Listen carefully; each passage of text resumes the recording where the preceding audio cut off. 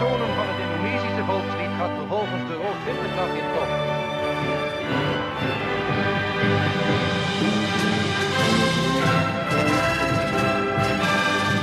Onmiddellijk hierna vertrekt de heer Logis en het vliegtuig Kimayoran om naar Nederland terug te keren. Dahulu kala, Indonesia dijajah oleh negara Belanda selama kurang lebih 350 tahun. Setelah itu, Indonesia dijajah oleh negara Jepang kurang lebih 3,5 tahun. Maka bersyukurlah kita telah hidup di masa sekarang ini, di mana negara kita sudah merdeka dan tidak dijajah lagi. Jepang menjajah Indonesia karena kekayaan alam Indonesia. Jepang ingin menguasai Indonesia. Jepang menerapkan sistem kerja paksa atau romusa. Sistem ini tidak manusiawi dan menyebabkan banyak korban yang meninggal dunia. Rakyat semakin menderita karena perampasan hasil bumi dan sumber pangan rakyat.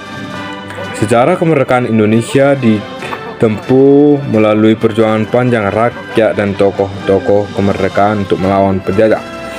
Perjuangan kemerdekaan ini bermula pada setelah kota Hiroshima, Jepang dijatuhi bom atom oleh tentara sekutu pada tanggal 6 Agustus 1945.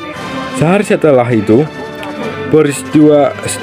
peristiwa itu, pada tanggal 7 Agustus 1945, PPKI mempertegas keinginan untuk segera mewujudkan kemerdekaan Indonesia.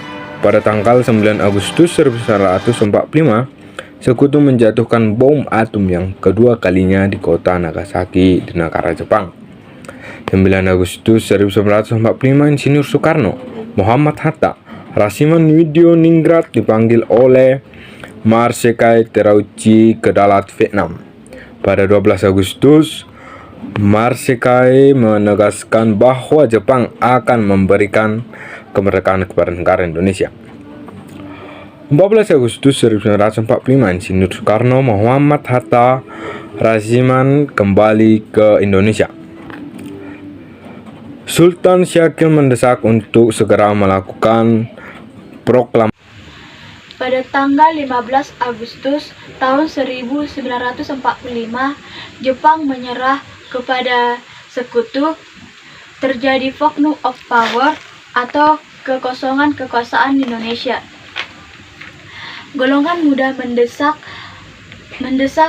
untuk segera memproklamasikan kemerdekaan paling lambat tanggal 16 Agustus tahun 1945, tapi Insinyur Soekarno terlebih dahulu meminta pendapat dari PPKI.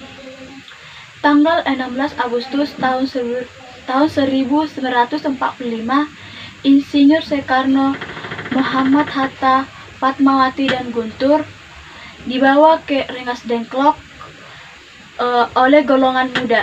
Insinyur Soekarno ke Rengas Dengklok agar Soekarno tidak terpengaruh oleh golongan tawar dalam keyakinannya untuk memproklamasikan kemerdekaan Indonesia malam harinya pada 16 Agustus tahun 1945. Soekarno-Hatta, Ahmad Suborjo merumuskan naskah proklamasi di rumah Laksana Maida. Disaksikan 3 golongan muda.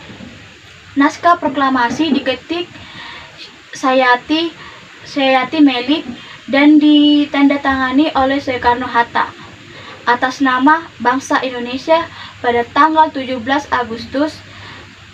Mulainya rencana pembacaan proklamasi dilaksanakan di lapangan Ikada. Namun terkait dalam keamanan akhirnya diselenggarakan di kediaman Insinyur Soekarno. Proklamasi. Pembacaan proklamasi. Kami, Proklamasi yang bangsa dibacakan langsung Indonesia, oleh Bapak Presiden dengan ini pertama kita, menyatakan yaitu kemerdekaan Insinyur Indonesia. Soekarno dan didampingi oleh wakilnya yaitu Hal-hal yang Muhammad Hatta. mengenai pemindahan kekuasaan Tepatnya di kediaman Insinyur dan Soekarno, lain-lain Jalan Pengasahan, diselenggarakan Timur 56, Jakarta dengan Pusat, cara saksama pada pukul 10 dan dalam pagi tempo hari. yang Alasan pembacaan sesingkat-singkatnya. proklamasi di rumah Soekarno Jakarta, karena takutnya terjadi pertumpahan darah di Ikada, 1745 padahal pada saat waktu pembacaan proklamasi, orang-orang berkumpul di lapangan Ikada.